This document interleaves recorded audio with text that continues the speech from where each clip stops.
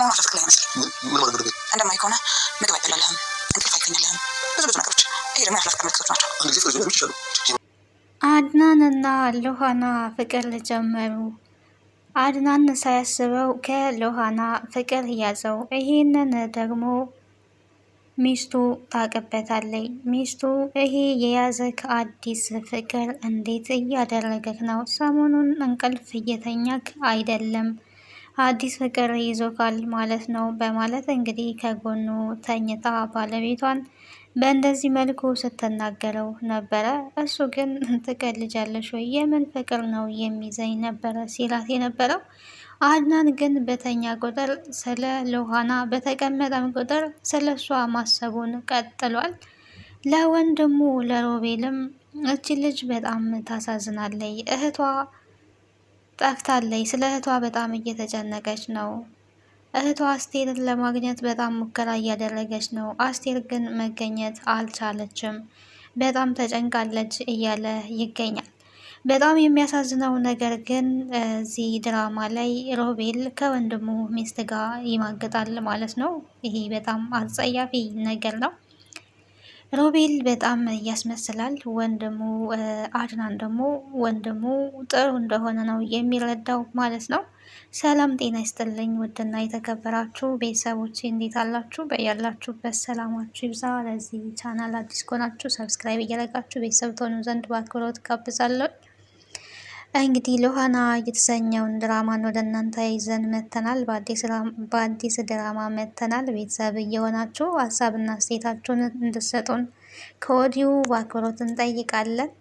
ይሄ ድራማ እንግዲህ ያው ብዙውን ጊዜ ድራማዎች ሲተላለፉ ሀገራችን ላይ እየተተገበሩ ያሉት ድራማዎች ናቸው የሚተገበሩት እና አሁንም እንደዛ አይነት ድራማ ላይ ነው እዚህ ጋር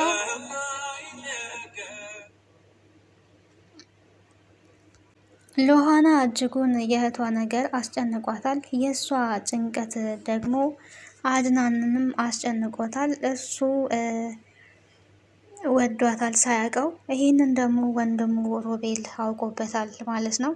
አንተ ለሴቶች ልጆች ስትጨነቅ እንደዚህ አይቼ አላቅም። አሁን ላይ በጣም ስለ ሉሃና እየተጨነክ ነው። ከሉሃና ፍቅር ያዘክኔ ነበረ ሲለው የነበረው በግልጽና እንዲህ ምን እያልክ ነው? እኔ እኮ ባለትዳር ነኝ፣ በዛ ላይ እርጉዝ ሚስት ያለችኝ ባለትዳር ነኝ። እንዴት እንደዚህ ትላለ? እኔ ያው ስለምታሳዝነኝ ነው፣ በጣም ተጨንቃ ሳያት አሳዝናኝ ነው እንጂ የምን ፍቅር ነው የሚይዘኝ? እንዴት እንደዚህ ትላለ ነበረ ሲለው የነበረው። ኧረ ፍቅርን ትዳር ሊገድበው አይገባም። ፍቅር እንደዚህ በአጋጣሚ ይመጣል። ስለዚህ ሁሌ በትዳር ውስጥ ብቻ ታስራ ልትኖር አትችልም። አጋጣሚ ፍቅር ይመጣል የሚል እንግዲህ አሳዛኝ ነገር ነው ሲናገር የነበረው። ይህንን ታዲያ ወንድሙ ሮቤል እንደዚህ ካለው በኋላ ሮቤል ኦልሬዲ ይሄንን በጣም ይፈልገዋል፣ እንደዚህ እንዲሆን ይፈልጋል። ምክንያቱም እሱ ደግሞ ከሚስቱ ጋር እየማገጠ ስለሆነ ማለት ነው። ሚስትየዋ እንግዲህ የዚህ ሮቤል የሚያማግጣት የወንድሙ ሚስት ነው። እሱ ደግሞ ትክክለኛ ስራ አልሰራም። አድናን ከዚች ከሉሃና ፍቅር ሳይዘው አይቀርም። እሱ ፍቅር የያዘው ማለት ለእኛ በጣም ጥሩ ነገር እና የምንፈልገው ነገር ነው የሚሆነው። ይሄ ለእኛ ጥሩ አጋጣሚ ነው እያለ ይነግራታል። ያኔ እንግዲህ በጣም ነበረ ስትናደድ የነበረው ሜሪ ማለት ነው። እንዴት ጂል መስሎ እንዴት እንደዚህ ያደርጋል? እኔ እኮ ጂል እና ታማኝ ወንድ ይመስለኝ ነበረ፣ ለካ እንደዚህ ያደርጋሉ እያለች ነበረ እሷ እሱን እንደዚህ ስትል፣ እሷ ግን እየሰራች ያለችውን ስራ በጭራሽ አላስተዋለችውም። በባሏ ላይ እንግዲህ ለዛውም ከወንድሙ ጋር እየማገጠች ትገኛለች። ሮቤል እንግዲህ በጣም ነው የሚያስመስለው። አካል ጉዳተኛ ሳይሆን አካል ጉዳተኛ መስሎ ነው እየተቀመጠ ያለው፣ ግን አካል ጉዳተኛም አይደለም። ይህንን ለምን እንደዛ ሊያረግ ፈለገ ካልን እንግዲህ የራሱ ምክንያት ይኖረዋል። በቀጣይ ነው እሱን የምናይ የሚሆነው። ታዲያ ሮቤልም ይሄ ነገር ለኛ ጥሩ ነው፣ ግን ከዚህ ያለውን ነገር ሁላ ማሳጣት አለብን፣ ሁሉንም ገንዘብ መቀበል አለብን እያለ እንግዲህ ከወንድሙ ሚስት ጋር ሲመሳጠር ሰምተናል ማለት ነው። አሁን ላይ ታዲያ ሉሃና በቃ እህቴን የመፈለግ ግዴታ ያለብኝ እኔ ነኝ።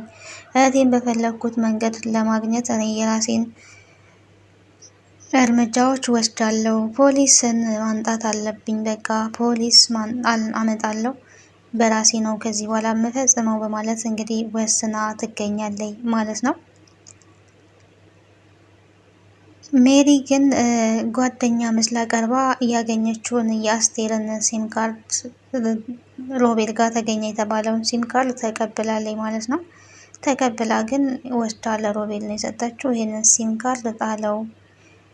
እንግዲህ ስለ አስቴር በደንብ ያውቃሉ ማለት ነው። ሁለቱ ግን የማያውቁ መስለው ይገኛሉ። እዚህ ጋር ሉሃናና አድናን ናቸው የማያውቁት እንጂ እነ ሜሪና ሮቤል በደንብ ነው የሚያውቁት፣ ግን መናገር አልፈለጉም። የራሳቸው የሆነ ተንኮልና ሴራ ስላለባቸው ነው። በቀጣይ እንግዲህ ያው ፖሊስ አምጥቼ አስመረምራለሁ እያለች ትገኛለች። ቀጣዩን ክፍል ወደ እናንተ ይዤ የምመጣ ይሆናል። ለዛሬ ይዤላችሁ የመጣሁት ይህንን ይመስላል። ቤተሰብ ያልሆናችሁ ቤተሰብ ሁኑ፣ አበረታቱኝ፣ ሼር ላይክ እያደረጋችሁ።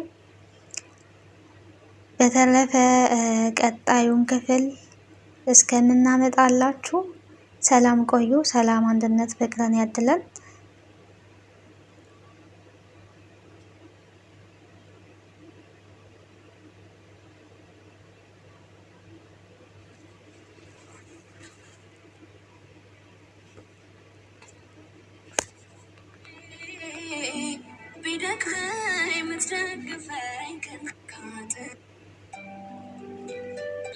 ሊሟጠጥ ይችላል። ዘመድ ወገን ያልነው ሰው ምናልባት ጠላት ሆኖ ልናገኘው እንችላለን። ወጣትነታችን ባልባሌ ነገር አልፎ ወዛችን ሊሟጠጥ ይችላል። ግን የትኛው